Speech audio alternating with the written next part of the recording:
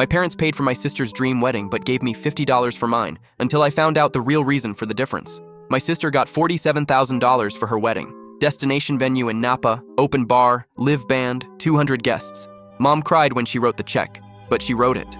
When I got engaged 3 years later, Mom handed me an envelope. Inside was a Target gift card. "We believe in you too," she said. "You'll make it work." I stared at the card. $50. My fiancée Becca and I got married at the courthouse. Her mom baked cupcakes. My college roommate took photos on her iPhone. We had 15 people there. Mom and Dad didn't come. Too busy, they said. My sister's wedding photos still dominated their living room. Professional shots in gold frames. Her dress alone cost more than my entire ceremony. "We spent everything on Natalie's wedding," Mom explained when I finally asked. "There's nothing left." I stopped calling as often, stopped visiting for holidays. Becca and I built our life without them, but it stung. Then last month, Dad called. "Can you come over? We need to talk." I drove to their house. Dad sat at the kitchen table. Mom stood by the window. "Your sister's getting divorced," Dad said. "I'm sorry. She's moving back in. She has nowhere else to go." Mom's voice cracked. I waited. "We need to tell you something," Dad continued. "About the wedding money." Mom turned from the window.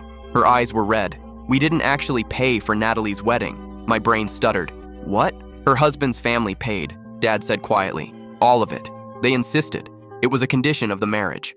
"A condition?" Mom sat down. "His parents wanted control. They planned everything. We just smiled for the cameras."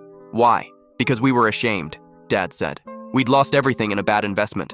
We were drowning. They bought her," Mom whispered. "Like property. And we let them because we wanted everyone to think we were still successful. The whole marriage," Dad continued.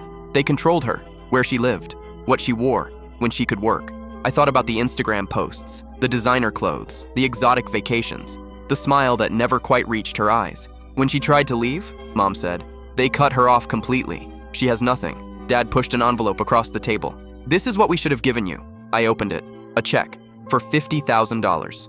"We took out a second mortgage," he said. "It's not enough, but it's real. It's ours. We thought giving you nothing was better than admitting we had nothing to give." I stared at the check, thought about my courthouse wedding, Becca's mom's cupcakes, the photos we'd printed at Walgreens, thought about my sister upstairs in her childhood bedroom, 31 years old, starting over with nothing. I folded the check, slid it back across the table. "Keep it," I said. "Help her get back on her feet. Help her build a real life." Mom started crying. "But we owe you." "You don't owe me anything." I stood up. My wedding was perfect, because it was mine. I walked to the door, stopped. "And Mom? Dad?" They looked up. "I'd rather have $50 and my freedom than $47,000 and a cage." I drove home to my tiny apartment, where Becca was making dinner, where our Walgreens wedding photos hung on the wall, where I'd chosen every single thing myself.